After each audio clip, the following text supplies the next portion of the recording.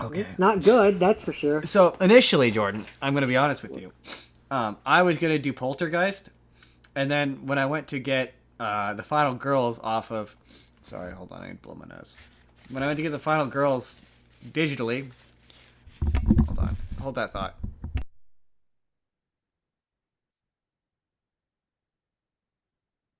I saw that this movie was on digital, and I was like, oh, I really want to see this movie.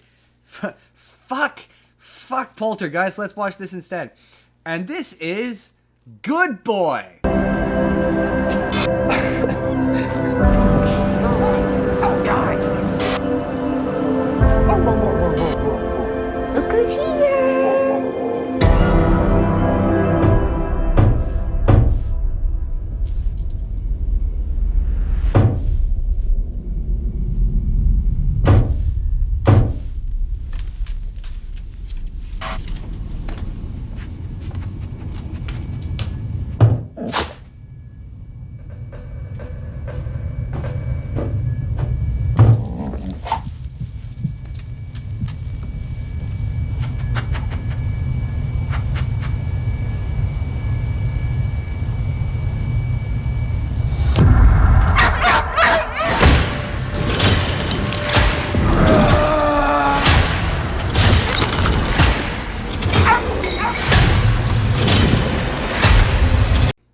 Jordan, do you recognize the name Good Boy? I know you haven't seen it, but do you recognize the name? No. You should. We've talked about it a shit ton. Sorry, say the name again? Good Boy! No, doesn't sound familiar. It's the one where it's the horror movie from the perspective of a dog. Oh, right. The one that where there's no talking, and it sounds like it would be boring. And not that there's no talking. It's told from the perspective of a dog. And it's the one Well, we that's were what like, that's what I said. we There's no were, talking. no, that's not, there's talking. Anyway, Humans don't count, Justin. We don't um, care what the humans say. We um, only care we only care about what the best boy says. what the best boy says. The best boy says a lot in this, actually. No, and that I wanted him to win an Oscar. I still think he should. I think he's he wrote the letter to the Academy asking to give him an Oscar for this, and I agree. We should give Indy an Oscar. Indy deserves an Oscar. Um, okay.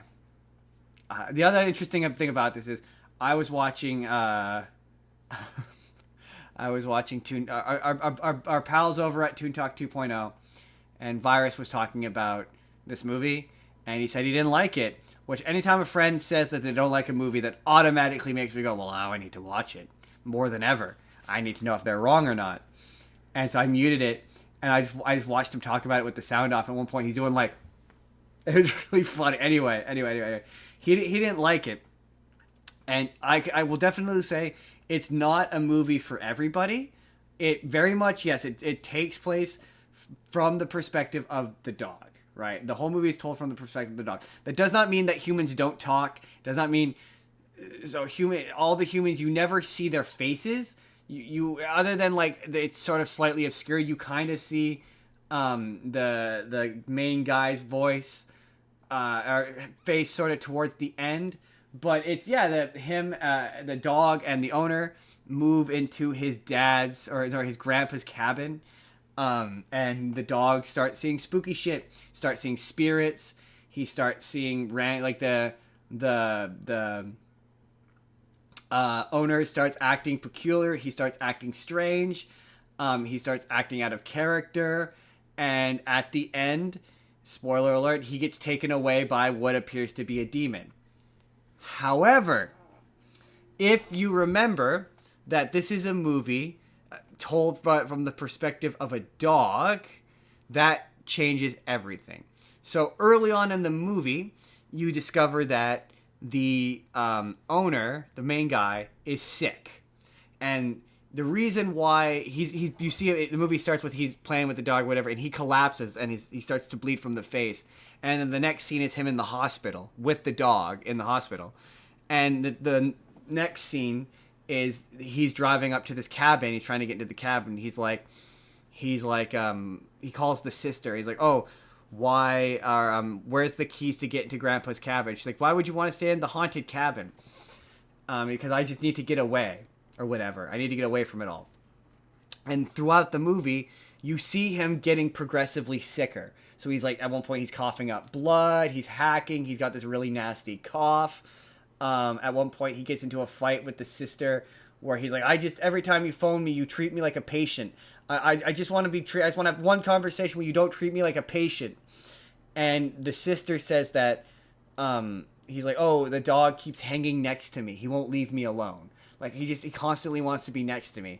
And she's like, oh, well, that's because dogs sense things that we don't. They can tell, they can smell sickness. They can tell when you're off, and he can tell that you're off.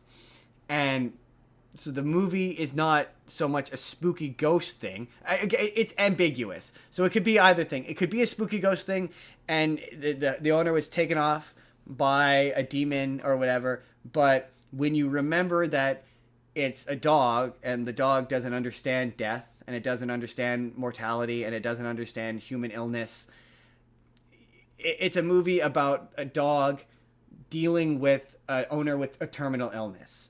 And when it sees the demon or whatever, because he constantly sees this black figure that's following the guy, and the movie ends with the black figure, like basically the guy gets upset and he locks the dog outside. The dog gets back inside, and he finds the guy upstairs, and the guy is like, "How did you know I was here?" And he turns, and he sees his own body lying there, and he's bleeding.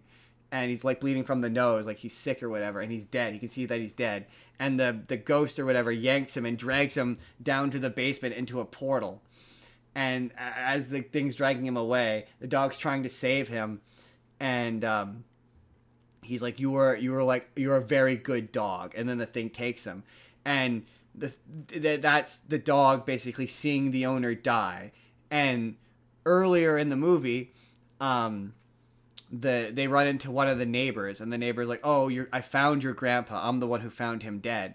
And the dog, while looking for, I can't remember what he's looking for, but he's looking for something, and he ends up going into the cellar. And earlier in the movie, one of the neighbor or something, or maybe it was the sister, the owner, says that they couldn't find the dad's dog because the dog keeps having dreams of the dad's dog, and he keeps seeing the spirit of the dad's dog. And they're like, oh, they never found it. And so they go into the cellar, and he trips over the bones of the dog, the grandpa's dog. And it's implied that the grandpa died of the same illness that the owner has, the lung cancer, died of that. And that the grandpa's dog chose to stay with him, and he died, basically. He starved to death, and he turned to bones. And the movie ends with... So, right off the bat, my thing about what you're describing of this movie is it just sounds like it would be better if we had the dog's internal monologue, or the dog talked, or... No, it wouldn't. It wouldn't be better. Because okay. In the form that it is in, it wouldn't be better. Because you would lose that ambiguity to it. If you were to make this would be a really good Pixar movie. Like it depends. Yeah, because it depends. The reason why right? the reason why I say that is because you lose a lot of what the dog is thinking or feeling. But that's the point, though. It doesn't mean anything. Right, but that's the point. Is he's an anthropomorphic dog. He's a real dog. So if the dog talked, he would no longer be a real dog. He'd be a cartoon. If he's a real dog, then he's not anthropomorphic. No, sorry. Got that wrong. Yeah. He's not an anthropomorphic dog. Sorry, strike that, reverse that. So if he talked, he's a real dog. And this movie, again, to be fair, it's one of those movies where it's ambiguous and it could be read either way, right? Yes, if it's right, but as you're describing it, to me, that makes it sound like a weaker movie. He should be anthropomorphic. No, but again, without you seeing it, it's hard to describe. I don't think you would like this movie. This is why I wouldn't recommend it to you. I don't think this is for you. Truly and honestly, I don't think it is either. I don't think it's for you. But and to be fair, Max hated this, or Virus hated this movie, and I understand why. Because if you're looking for a spooky ghost movie, it's not that. But if you're looking for something that's allegorical and metaphorical, it's all a metaphor. No, he's not actually seeing ghosts. He's not actually seeing death. He's not actually seeing spirits. This is the dog attempting to mentally reconcile the fact that his owner is dying of cancer. That's what this is. At least that's what it appears to be. Or it is a spooky ghost thing. It's one of those kinds of movies. And so yeah, it's not super straightforward. And if the dog did talk and the dog did get to verbally articulate its feelings on how this is working, it would feel less real and it wouldn't work. I mean, I get what you're saying, but for me, as soon as a dog starts acting in a way that seems too smart, which It what you're doesn't, though. describing, But he doesn't. what you're describing makes it sound like the dog is too smart. It's already unbelievable. He's as smart. The thing is, they've selected the breed that they've selected for this movie is a very smart dog.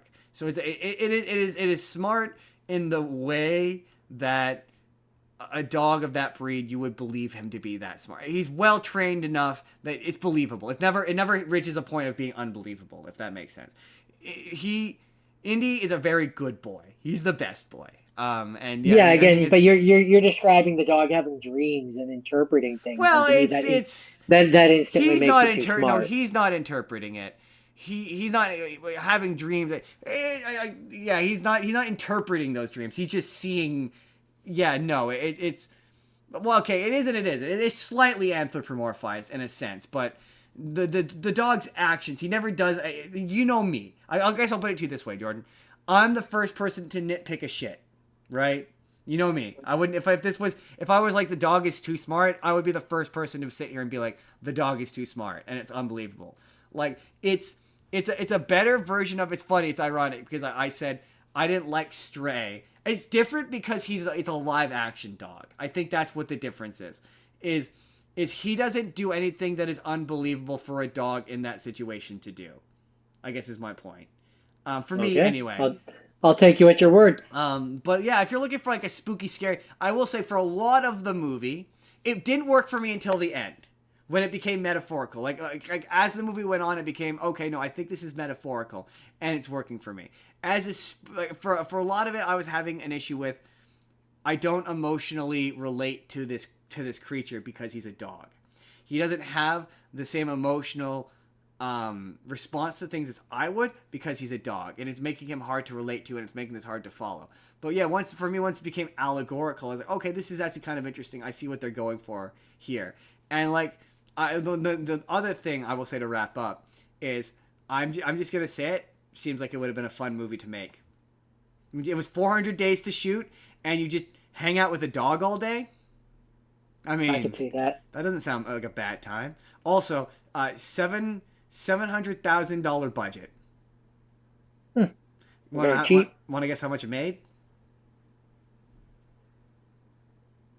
150,000. So you think it bombed horribly? No. As I said, that would be it. You said it cost 70. So I think it doubled it. 750,000. Oh. Close to 2 million. You know, you're not far off. You are far off, but like in terms of millions, it made 7 million. So you're close. It did okay. Well, I'm far off then.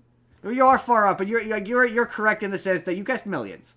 So that's pretty solid. It was a hit. It was a pretty decent hit. And like, yeah, I want more movies like this where like it's a creative concept that's well executed, well made. There's some quite good cinematography in this that I quite liked involving the dog. I was never bored. I never felt bored, and I didn't fall asleep. I will say that. Interesting. Interesting. Halloweeny? Yeah, for sure Halloweeny. But I'm glad because I considered watching this in theaters. It's only an hour 17. The number one thing is like it went to theaters and it got a big theatrical reason as a result of its popularity from its online marketing. And I understand why it didn't. It's very much a straight to streaming movie. It's only an hour 17. It's not very long. It's a breeze. That's probably why I liked it so much. Nice and easy thing to get through. I enjoyed it. Again, good boy is the best boy. That's it. One more thing left. Okay. Hey there, everybody. It's NCard Justin here. Let me know down in the comments. Have you seen The Good Boy? Do you think he's the best boy? Or do you think he's a very bad boy? How did you interpret this movie? Let me know your thoughts down in the comments down below. But if you'd like to see the full podcast that this video is from, our PG to PG-13 Halloween affair, click the box on the left. Or if you just want to see a random video that YouTube thinks you're going to enjoy, click the box on the right. Hit subscribe if you haven't already. We put new videos out 7 days a week. Or you can just leave us a like. That helps us out too. We'll see you all in the next video.